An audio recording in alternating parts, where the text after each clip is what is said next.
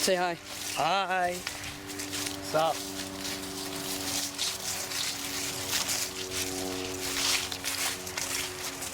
So here we are, Princeton battlefield.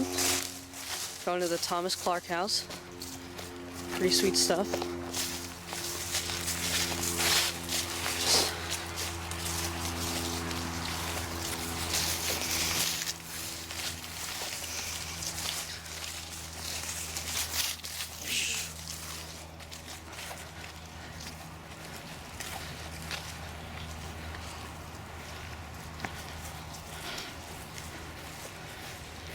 Yeah, sure.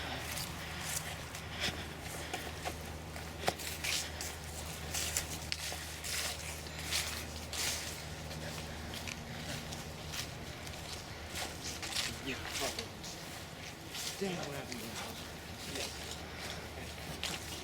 All right, we're about to go inside.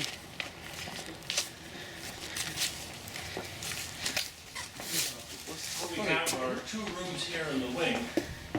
They come in. We have two rooms in the wing that have exhibits related to the battle and the Revolutionary War. This room and in the middle room. And then on the far end of the building is the oldest part of the house. People like to look through the exhibits at your own pace, but if you have any questions, please ask. Probably the best representation we have of the battle of the spot here is that painting. That's a full-size photograph of an oil painting owned by the university. The original was done by James Peale. He and his brother Charles Wilson Peale, both noted American artists, but they also both fought in the battle. So the painting's done by someone who actually participated in the battle. The buildings in the painting are William Clark's farm. They no longer exist. The house we're in right now is his brother Thomas, and this house is behind the artist, so it doesn't show on the painting. You may have seen the Greek columns we have on the north side of the park. Those columns, had they been there at the time, would be sitting on the horizon right about up in here. And Mercer Road ran behind those buildings, but that roadway out there was not built until 30 years after the battle. But the painting gives you an idea how open the land is. A lot fewer trees than we have today. Also, lack of snow. It's a January 3rd battle, but there have been several mild days with rain, so most of the snow was gone, though it was a cold morning. So there's some exhibits in this way, some in that way, and if you have any questions, please ask. Thank you. Thank you. Let's go that way. All doing reports, huh? Mm-hmm. And I've had, I don't know if it's Hillsborough. Yeah, we're all Hillsborough. Okay, I've had others, more last week as well and stuff, so. And the second sheet down there, that one has books on one side and web pages on the back. Pretty cool stuff. And See some heavy artillery here. How can they mix it? Web pages on the other side. It Nice. says Princeton Battlefield. Pretty heavy duty stuff. Go to that opening homepage. Okay, there, There'll be a see link some mirror. to the American Battlefield Protection. All right, so here's some cannonballs here. I'll let you Study on the battle. read that. And you can download almost 400 pages. But it has maps, pictures, Very nice. and about 2/3 of it are original accounts. Some artillery used in the war. Here, you see some rifles and muskets. Picture almost at ground level with it. It looks like you're right on the battlefield. Yeah, they're rusting with age, but they look in pretty fine condition. The back looks like fog, and what you'll find is that gives you the appearance like you're actually on the battlefield. Bayonets still look sharp.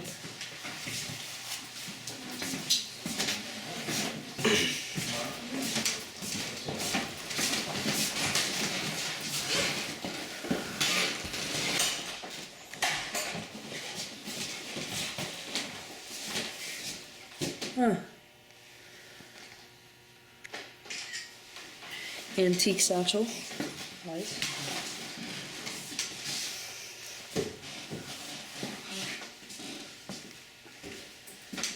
The painting of the American soldier.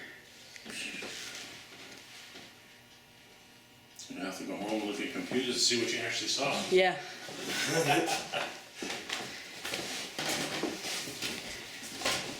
Now let's go. The map, so.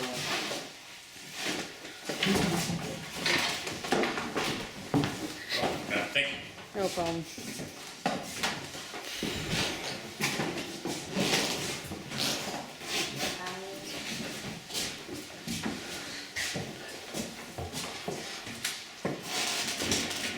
The earliest drawing of the house on that panel is the lower left one. There's an image where General Mercer is being bayoneted by redcoats in the lower left, and the house is in the background beyond him. Shows this part of the house pretty much as it looks today, but it shows the wing is smaller than it was. The rooms that are on the very end were added in the 1840s. Bailed on you, they went to some steep bridge. Yeah. Not that. They're coming to Mr. Cowles about it. A lot of use of ceramic. It's supposed to be the room that General Mercer died in. When in the family, he was placed on a bed along the inside wall. He had lost his horse during the battle and surrounded up to the ground. When the British recognized his rank as a general, they tried to get him to call for quarter and surrender, and he refused. Kept slashing out with a sword. So he was clubbed again, bayoneted 7 times, and left for dead. And later recovered by his officers, he brought up and put in that room. And Dr. Jonathan Potts reports that British soldiers returning from Trenton came in, stole Mercer's clothing, insulted him, tore the tie off of his neck. Dr. Benjamin Rush, who signed the Declaration of Independence, got here the next day. He said he found a British surgeon's mate caring for Mercer. Some women of the household was complaining that the British were taking better care of the wounded than Americans. Also found a British captain, an American ensign, and other wounded here. Rush left 6 days after the battle thinking Mercer was going to live, but he died 9 days after.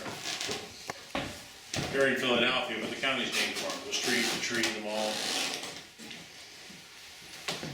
This, we think, was the original kitchen for the house, and used that way until the rooms were added on to the end of the wing in the 1840s, and that took over the kitchen function. The other room, all we know for certain is that was the back door.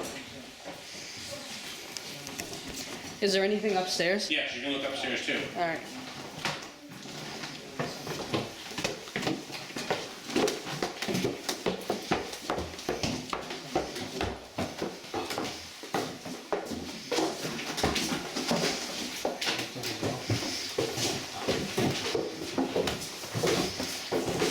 Pretty dim up here.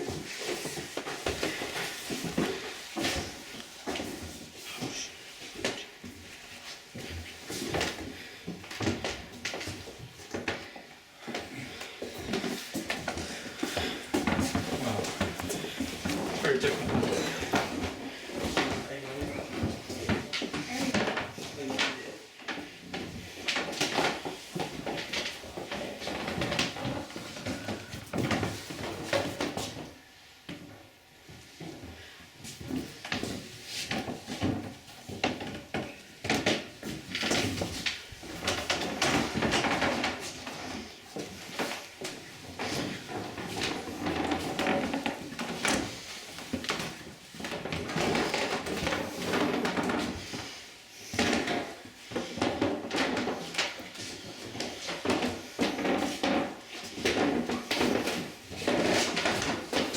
I should have brought myself this thing.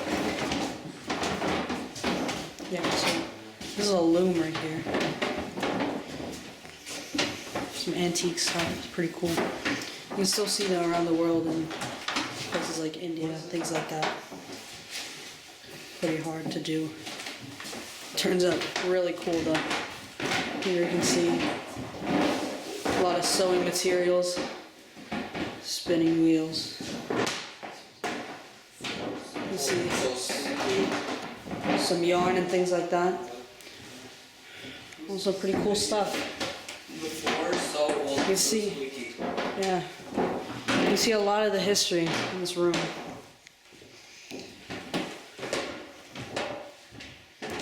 Cool. Alright, let's go back downstairs. Yeah. We can play this video on their website. Just put it on there. Since I'm doing documentary. Another view of the outside.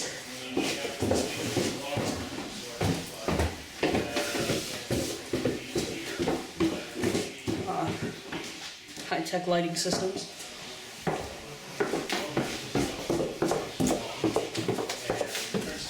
Alright.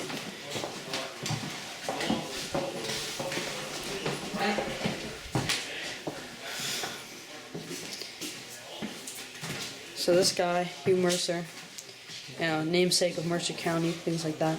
He was apparently born in Scotland and a medical graduate of Aberdeen University.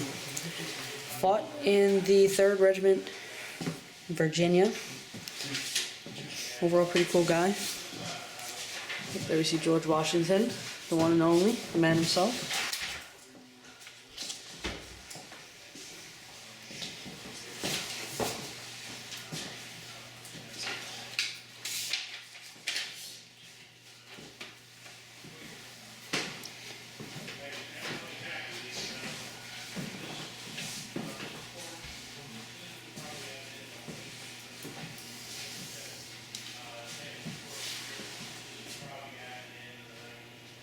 See a lot of antique stuff, rusting and dirt.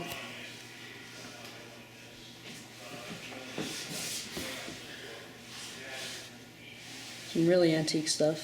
Duracell battery, Snapple cap. They're from the 20th century all the way back to pre-European America. See a lot of things that happened right here.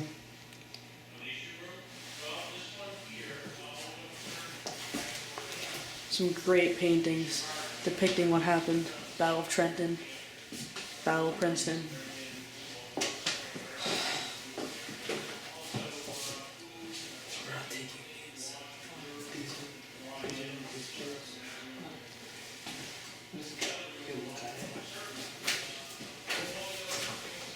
Here's what Washington's troop did.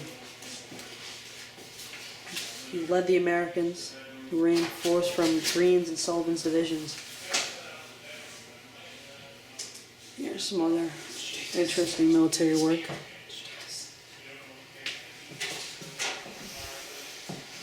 More artillery.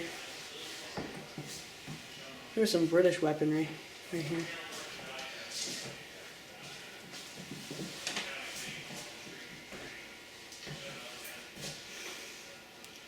See, this is the British model pistol. Longer snout, bigger barrel.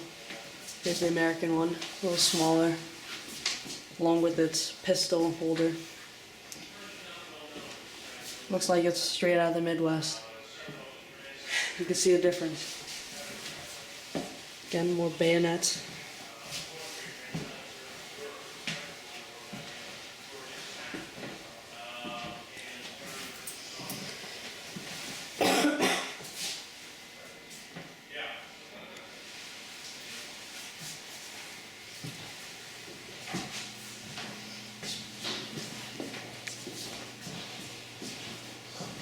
Reenactment of the war.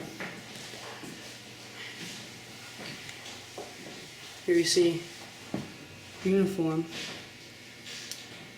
Pretty interesting stuff. A lot of layers here. Some more uniform.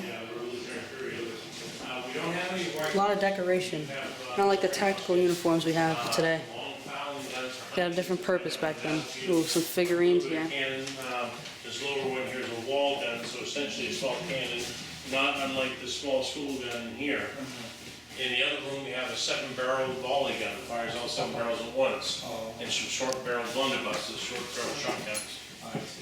And the telephone book's here to give an idea for school kids what a musket ball will do. One the size of the one on the book went in on the right and came out on the left. Wow.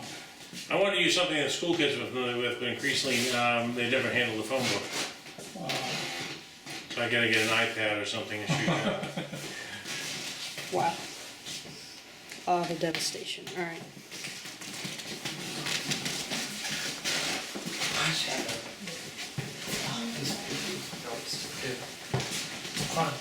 Yep. Cool, yeah. Some interesting stuff. They're great for hunting, or you have a rifle where you often Must have taken a lot of time to get out something like this. See a lot of detail. You see the troop formations. You see the heavy artillery. Pretty cool stuff. All right. So. I got brochures and stuff. All right. Wait, do we want these? Ooh, this is pretty cool. Yeah, so this is what it is. It's basically a giant spear. It's also, ooh, here it says They were officers' pole arms and served to identify officers and give them a method of signaling the line of troops under their command. Nice. A lot of interesting uses for this kind of stuff. Designed and use ink or fabricated.